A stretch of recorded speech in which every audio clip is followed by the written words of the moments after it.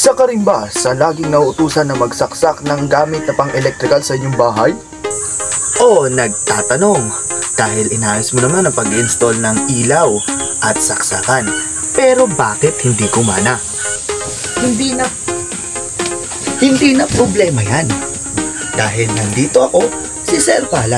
Handa kang tulungan at sagutin ang mga katanungan mo patungkol sa mga electrical.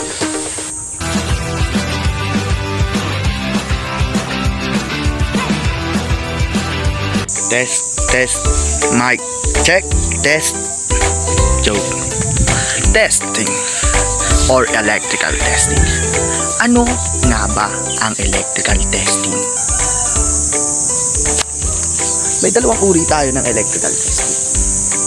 Meron tayong active testing and non-active testing. So ano nga ba ang pinagkaiba nun? Active testing, ibig sabihin, ang power source ay nakabukas. Non-active testing. Non-active testing, ibig sabihin, ang power source ay naka-off or nakapatay, walang kuryente. Purpose: para maiwasan ang pagkaka-electrocute ng mga taong naatasan sa gawaing electrical. Mapabilis ang trabaho at mas maiwasan ang pagkasira ng mga electrical devices. Okay, let's demonstrate it. So, what are those things that we need in this demonstration? Okay, first, we need a multi-tester. Even it is digital or analog, wala naman pong problema kung ano ang gagamitin natin. Be sure na alam natin kung paano po gamitin ang adjusting knob nito. Meron naman po tayo dyan makikita ng mga symbols. Depende po sa component na ating ititest. Ano pa bukod sa multi-tester? Kailangan natin ng test probe. Meron tayong test probe na dalawa, which is the red, yung may red color at black color. Okay, red color for positive and black color for negative. And syempre, hindi na dapat nating kalimutan ang paggamit ng insulated gloves. As soon as possible po, insulated gloves para hindi tayo makuryente. Well, since we provided everything we needed, let's start to the steps and procedure. Okay.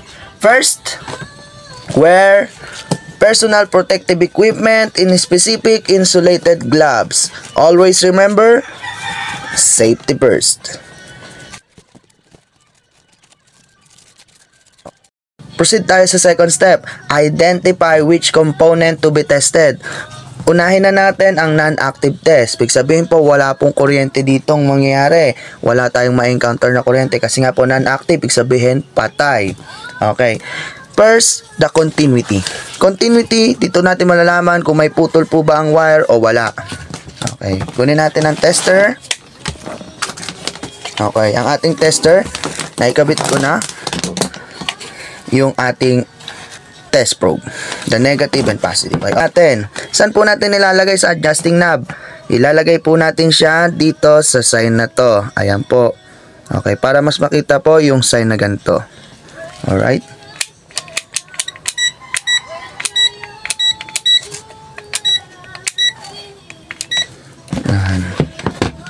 Okay.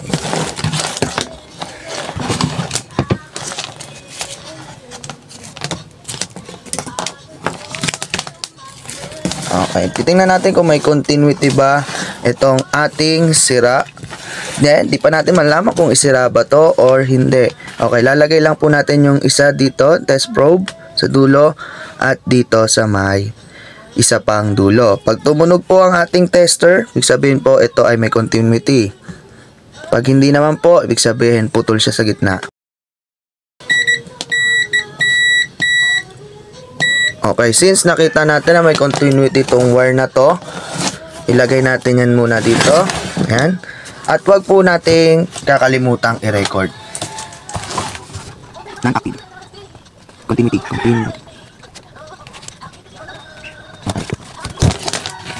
Since tapos na tayo sa pag-check ng continuity, proceed na tayo sa active test. Active test. Ayun, kagaya pa rin ng sabi. Identify po which component to be tested. Punta muna tayo sa, since ito ay nandito, ang saksakan nito. Okay, tandaan natin, yung mga saksakan sa bahay o yung mga ginagamit natin sa bahay is alternating current. Ibig sabihin po, ito po ay naglalabas ng 200, kadalasan po 220 volts. Pag sinabi naman pong DC, magkaiba po ang pagtetest niyan, ang AC at DC. Ang DC po kasi ay yung sa mga battery po. Kadalasan ito po ay 12 volts. Yes po. Ayan. Gaya pa rin ng ginawa nating una, lalagay po natin siya sa tamang position, yung ating adjusting knob. Ilalagay natin siya sa symbol na katulad nito. Yan po kasi ang symbol sa pagtetest ng voltage ng alternating current. Ito po. Yan, lagay natin. Dahan-dahanin po natin siyang ilagay sa position na yun. Ayan. Dito sa position na to, meron tayong 20, 200 and 600. Okay. Huwag po natin kakalimutan, ilalagay natin siya sa pinakang mataas. Okay. Hawakan po natin ang ating test probe. Ayan. Be careful po dahil ito ay active na po ito. Medyo malakas-lakas ang kuryente. Ayan. Lagay na po natin dito sa saksakan. Ayan, kung makikita nyo po, meron tayong readings na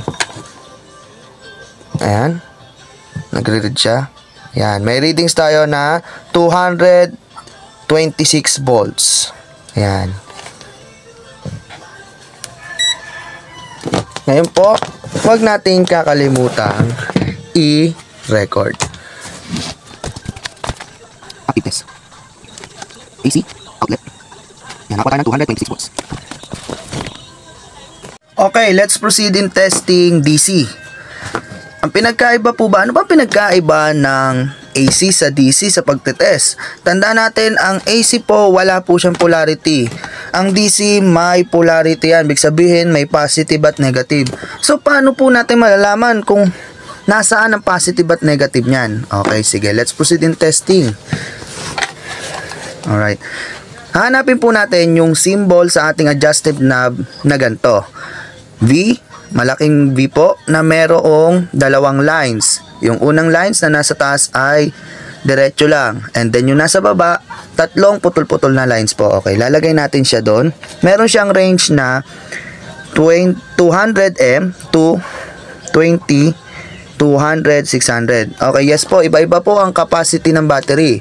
Yung sa mga motorcycle po, meron tayo dyang 12 volts.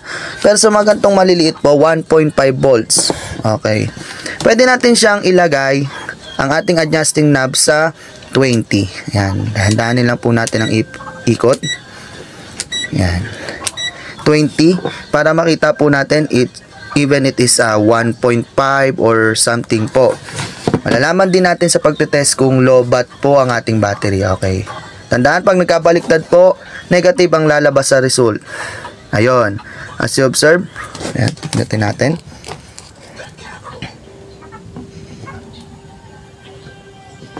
Ayan. Kung makikita nyo po, ayan, negative ang lumabas. Ibig sabihin, baliktad po yun.